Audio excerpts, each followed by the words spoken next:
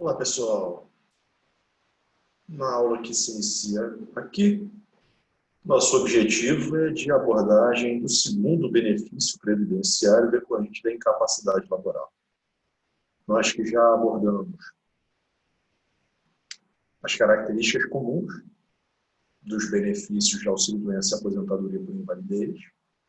Nós já abordamos as características específicas do auxílio-doença. Agora vamos nos dedicar à análise da aposentadoria por invalidez, rebatizada, renominada, de aposentadoria por incapacidade permanente pela Emenda Constitucional 103 de 2019. Então, vamos recapitular qual é o pressuposto de concessão da aposentadoria por incapacidade permanente. É o de constatação de um cenário, de um grau de incapacidade pleno e permanente. O que a gente quer dizer quando fala em incapacidade plena ou incapacidade total? É numa verificação de inviabilidade de exercício de qualquer tipo de ofício, profissão ou ocupação profissional. Então, é uma abordagem que leva em conta a integral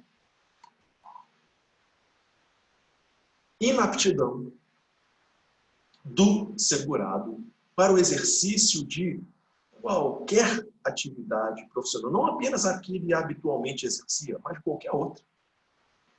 Então, por exemplo, um cenário assim,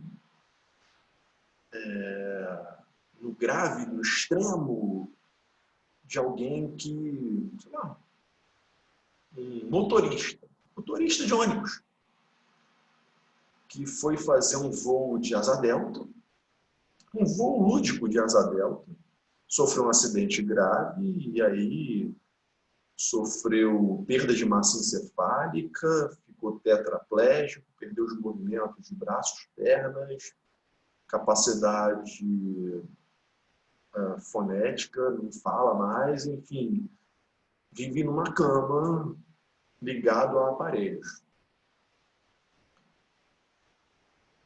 Não se cogita que esse sujeito possa exercer nenhuma atividade profissional nesse estado de saúde em que ele se encontra atualmente. Então, é um cenário de grau pleno, grau total de incapacidade. Para a concessão da aposentadoria por invalidez, é necessário que, além desse grau pleno ou total de incapacidade, exista um prognóstico negativo de recuperação, ou seja, exige-se que a incapacidade seja permanente. Então, os médicos não serão otimistas, os médicos não confiarão, não apostam numa recuperação, na cura, no retorno à vida profissional desse trabalhador. Acreditam que a mudança, a cura, a recuperação é improvável. Então, diante do prognóstico negativo para a recuperação, a solução que se coloca é a concessão de aposentadoria a esse segurado, e a esta aposentadoria a Emenda Constitucional 103 chama de aposentadoria por incapacidade permanente. A partir de que data a aposentadoria por incapacidade permanente pode ser postulada? Bom, se a aposentadoria é precedida de auxílio-doença, existe uma conversão com efeitos imediatos. Cessado o auxílio-doença numa data, na data imediatamente seguinte, se dá início ao pagamento da aposentadoria por invalidez. Então, a ideia é de que não haja nenhum hiato, nenhum buraco, nenhum intervalo sem cobertura via benefício previdenciário. É muito frequente, aliás, que a aposentadoria por invalidez seja precedida por auxílio-doença. É muito comum que na primeira avaliação médica, o laudo pericial, o laudo médico pericial, propõe a concessão de auxílio-doença, até para ver como é que vai acontecer a resposta do segurado ao tratamento, ao primeiro tratamento, enfim, a evolução do quadro de saúde do segurado, e aí verificando-se na segunda, na terceira perícia, que o estado não é indicativo de recuperação, aí acontece a conversão para aposentadoria por invalidez. Mas é possível a concessão de aposentadoria por incapacidade permanente, digamos assim, de primeira. Uma aposentadoria não precedida de auxílio-doença. E aí vai ser aplicável a mesma lógica, a mesma dinâmica, a mesma regra de estipulação da data de início de benefício aplicável ao auxílio-doença. A gente já estudou. Nos 16 primeiros dias para empregados, nos 15 primeiros dias para empregados, incide sobre a empresa empregadora o dever de cobertura salarial nesse afastamento de 15 dias. A partir do 16º dia de afastamento, o segurado passa a ter direito à cobertura previdenciária via benefício de aposentadoria por incapacidade permanente. E se o segurado não for empregado? A ele não se aplica essa lógica dos 30 dias, dos 15 dias iniciais, e, portanto, a concessão do benefício dependerá da data do requerimento administrativo. Se o requerimento for feito dentro do prazo de 30 dias, desde a constatação de incapacidade, o pagamento é retroativo à data de início da incapacidade. Se o requerimento for posterior a esses 30 dias, a concessão da aposentadoria por incapacidade permanente produz efeitos financeiros só da data do requerimento para frente, sem efeitos retroativos, só prospectivos. Tá bom? Bom, também o segurado aposentado por invalidez pode ser convocado a qualquer tempo para reavaliação médica. De acordo com o que está no 43, no artigo 101, essa convocação deveria ser bienal, no mínimo, ou no máximo, na máxima extensão, melhor dizendo, bienal. Na prática, não é o que acontece. A depender da faixa etária do segurado aposentado por invalidez, é até contraindicada essa convocação médica, essa convocação pericial. E, inclusive, a gente tem normas expressas no sentido de que não se deve fazer, não é exigível a convocação para certos grupos segurados, a exemplo dos portadores de HIV sintomáticos com AIDS. Então, a convocação, a possibilidade de convocação é prevista em lei, e o seu desatendimento, quando ocorrer, é sugestivo de suspensão do benefício gozado pelo segurado. Tá? A renda mensal inicial da aposentadoria por invalidez também tem um antes e depois da reforma. Até a reforma, a gente fazia a média aritmética dos 80% maiores valores salariais desde julho de 94. Após a reforma da Previdência, o PBC, período básico de cálculo, comporta todos os valores salariais desde julho de 94, sem essa eliminação dos 20 menores valores salariais. A diferença da renda mensal inicial da aposentadoria por invalidez em relação ao auxílio-doença sempre foi e continua sendo o coeficiente de cálculo. No auxílio-doença, o cálculo da renda mensal inicial era de 91% do salário de benefício, ou seja, 91% da média salarial apurada. Na aposentadoria por invalidez, ao invés de 91%, o coeficiente é de 100%.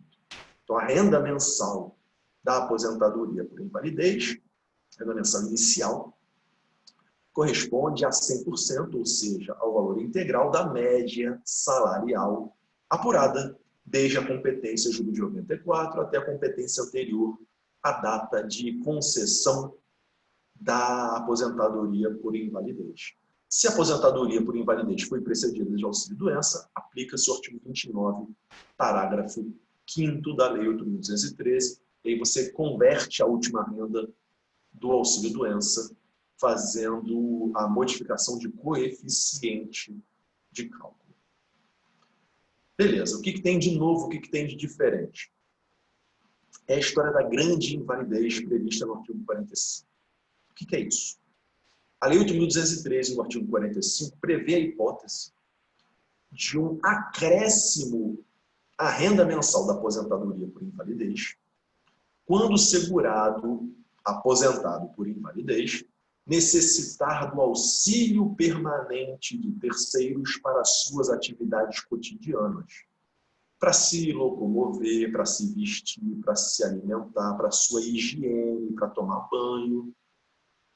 Então, é quando o aposentado por invalidez precisa do cuidador, seja um parente, seja um auxiliar de enfermagem contratado, quando ele necessita de terceiras pessoas para os seus cuidados cotidianos básicos.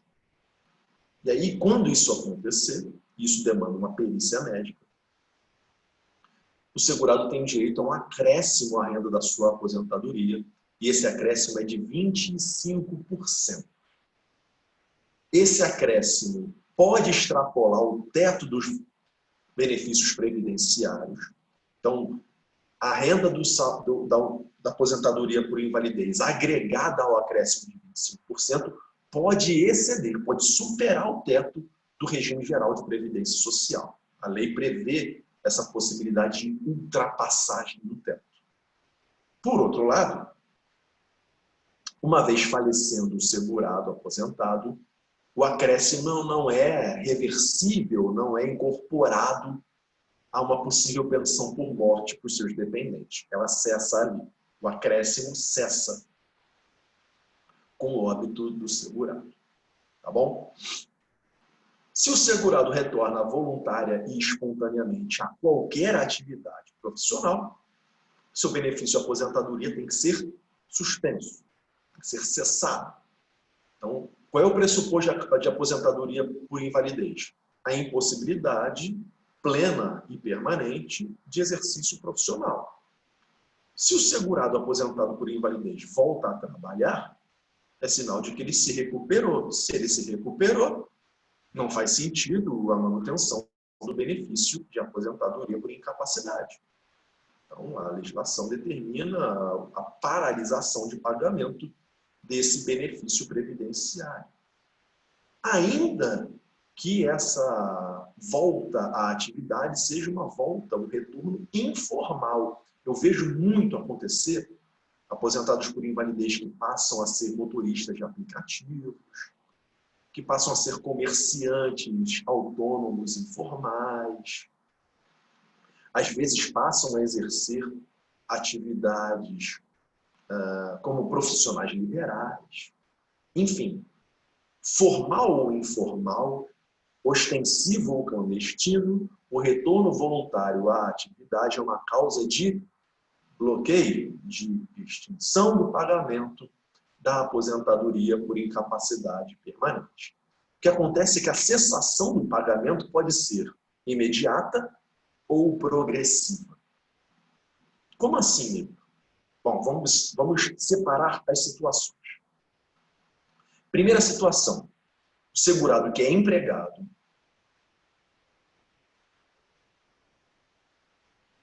passa a receber aposentadoria por invalidez, mas se recupera dentro do prazo de 5 anos para o retorno à mesma profissão, à mesma função profissional que ele exercia antes de se aposentar. Se esse cenário acontece, a aposentadoria por invalidez cessa imediatamente. Tá bom. E se não se tratar de empregado? Se não se tratar de segurado empregado, a aposentadoria por invalidez desse segurado, pois que ele se recupera, deve cessar após um número de anos, após um número de meses, equivalentes ao número de anos em que ele ficou recebendo, em que ele permaneceu recebendo a aposentadoria por invalidez. Deixa eu traduzir um exemplo prático. Vamos supor que um dentista tenha sofrido um grave acidente de trânsito e passou a receber aposentadoria por invalidez. Ele recebe a aposentadoria por invalidez há 3 anos. 3 anos completos recebendo aposentadoria por invalidez. E ele faz uma cirurgia, um milagre acontece, enfim, alguma coisa nova acontece, ele se recupera, a sua saúde volta à plenitude e ele volta a trabalhar. A aposentadoria dele vai ser extinta? Vai, mas isso não vai ser imediato. Ele vai continuar recebendo a aposentadoria por invalidez por 3 meses. Por que 3 meses? Um número de meses igual ao número de anos em que ele ficou em gozo da aposentadoria por invalidez. Então, é uma cessação gradual. E se a recuperação acontece depois de 5 anos? Ou então, mesmo para o empregado, para uma atividade diferente daquela que ele exercia originalmente. Aí você vai ter 3 fases de cessação do benefício de maneira gradual. Nos primeiros, em três fases semestrais. Nos primeiros 6 meses, o segurado continua recebendo integralmente a aposentadoria por invalidez. Depois desses primeiros 6 meses, ele continua recebendo mais um semestre a aposentadoria por invalidez, só que com metade da renda, 50% da aposentadoria. No terceiro e último semestre, nos 6 últimos meses, ele continua recebendo a aposentadoria por invalidez, mas apenas 25% da renda original da aposentadoria por invalidez. Então, ela vai ser decrescente. Uma cessação gradativa e com renda decrescente. Primeiros 6 meses, renda integral. Segundo semestre, metade da renda. Último semestre, 25% da renda. Então, por que é assim? É o que a doutrina chama de mensalidade de recuperação. Esse cara ficou mais de 5 anos fora do mercado de trabalho. Então, a gente tem que dar um tempo para ele se reencontrar no mercado, para ele se readaptar ao mercado de trabalho, encontrar uma oferta adequada ao seu perfil e à sua condição de saúde no mercado de trabalho. Então, a gente dá essa, digamos assim, essa margem de manutenção do benefício de maneira gradual e decrescente por 3 semestres. É assim que está previsto o tratamento aposentado por invalidez, que se recupera após mais de 5 anos recebendo este benefício previdenciário. Tá? Concluímos aqui os benefícios por incapacidade laboral. No próximo vídeo a gente passa a tratar de um outro benefício, o auxílio acidente, que vai atender a um perfil ligeiramente diferente. A gente se vê em breve. Até lá!